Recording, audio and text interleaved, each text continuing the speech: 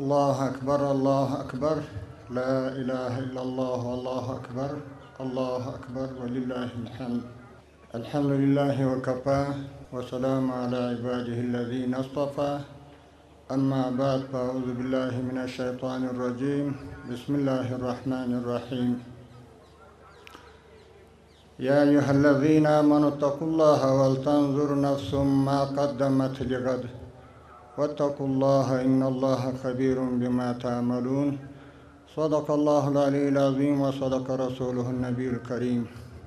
تر ټولو د مخه د افغانستان ولس او ملت او د نړۍ مسلمانانو ته د دې را رسېدلي لوی اختر مبارکي وایو. الله دې دغه شپې او ورځې پر دوی ټولو باندې د خوشحالۍ تېرې کړي او د افغانستان د اسلامي امارت مشرتابه مقام ته او ټولو مشرانو ته او دا کوم چې په دې ځای کې حضور لري ټولو علماء کرامو ته او ټولو مسؤلینو ته او کشرانو ته هم د اختر مبارکي وایو. الله پاک دې دغه شپې او ورځې پر دوی د خوشحالۍ او د امن او د ثبات په تېرې کړي. او محترمو، دا یو داسې شپې دي، داسې ورځې دي چې هر انسان که مسکین دی، که مور دی، که خان دی، ټوله د خوشحالۍ احساس کوي. خو بیا هم محترمو، هغه شتمن خلک، هغه مسلمانان چې دوی واک او استعداد د قربانۍ لري، باید په خپل ګاونډیانو او په خپل کلي او مسجد کې چې کم غریبان او مسکینان او بیچارهګان او یتیمان دي، باید دوی د غوښو په دغه قربانۍ کې چې دوی یې کوي د هغه مسکینانو، غریبانو، یتیمانو لاسرسی ولري او هغه باید په خپله قربانۍ کې شریک کړي. دا د ټولو مسلمانانو د خوشحالۍ ورځې دي. باید داسې څوک پاته نه شي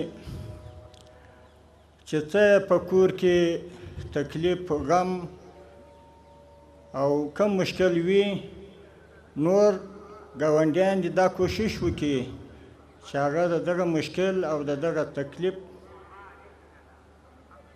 برخه ورسره په غاړه واخلي او اول د خوشحالۍ او د دوی د راحت کوشش وکړي.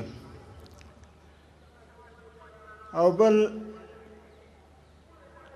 دا اوس کومه خبره دا هم د دنیاوالو د خوا په افغانستان کې یو لمسونه ده زموږ تاسې د بعضو افغانانو لپاره چې بار بار دا خبره کوي چې په افغانستان کې کاروبار نشته، په افغانستان کې داسې نیستي ده. یو خو د الله پاک د طرفه چې کومه وچکالي ده هغه نه د بنده په اختیار کې ده، د هېچا په اختیار کې نه ده بې له الله پاکه ما سوا. او بل کار و کسب و خدمت چې ما ته رامعلومېږي د اقتصادي امورو الحمدلله چې دنیا پر قایله ده چې د افغانستان اقتصاد برقراره دی او د افغانستان اقتصاد مخ پر بهبود باندې روان دی. نو دغه کس څنګه داسې مایوسي کوي چې نه کار شته نه کسب شته، زه مجبور یم چې بل ملک ته به ځم او په غرو، په رودو، په دریابو کې به ځانونه بربادۍ خرابوي. بیا دا خو د هغو خپل شخصي ذهنیت و فکر دی.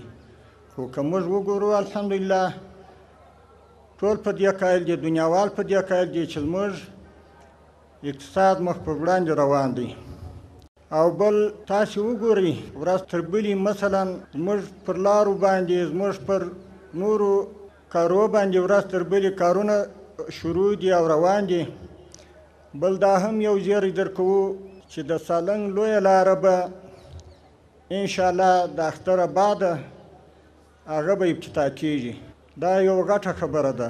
نور چې کوم کارونه پر لوی لارو روان دي هغه به تاسو ته یا معلومیږي یا نه. ډېر په جدیت او ډېر په تلوار سره دا کارونه موږ تعقیبوو او انشاءالله ټولو د افغانستان ولس ته به کار و خدمت پکې پیدا کېږي. نو دا هم یو لمسونه د دنیاوالو ده چې موږ په بعضو انسانانو کې دا فکر پیدا کړی دی چې په افغانستان کې کم کار و خدمت نشته، نو ځکه زه مجبور یم چې بل ملک ته به ځم. زه مجبور یم چې په دریاب کې به ځان ډوبوم او هلاکوم بیا. نو دا د دوی یو سوچ و یو ذهنیت دی چې بل چا ورکړی دی. دغه سوچ و ذهنیت دا نور چا ورکړی دی. الحمدلله اوس په افغانستان کې هم کار شته، هم خدمت شته. خو سل په سل کې به شاید نه وي، خو بیا هم هغه اندازه لکه دنیاوال چې تعبیر وي چې بیخي هېڅ شی نشته. نه امنیت شته، نه کار و کسب شته، نه بله شته، نه بله شته. خو دا د افغانستان تحریفول د دنیاوالو دي. نو زموږ خپل ولس ته دا ډاډ ورکوو، دوی دې مطمئن اوسي دغه د دنیاوالو په داسې اشارو، په داسې لمسونو باندې عمل نه کوي چې دوی دپاره به انشاءالله هم کار پیدا شي، هم به خدمت پیدا شي. خو داسې هم نشي کېدلی چې سل په سل کې به وي.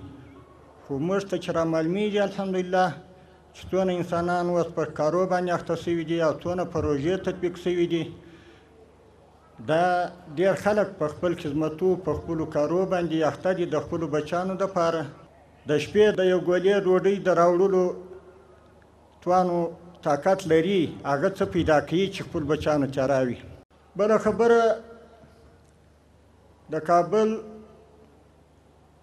پر ښاریانو، صنعتکارانو باندې دا غږ کوو چې د کابل اوبه ورځ تر بلې کښته کېږي.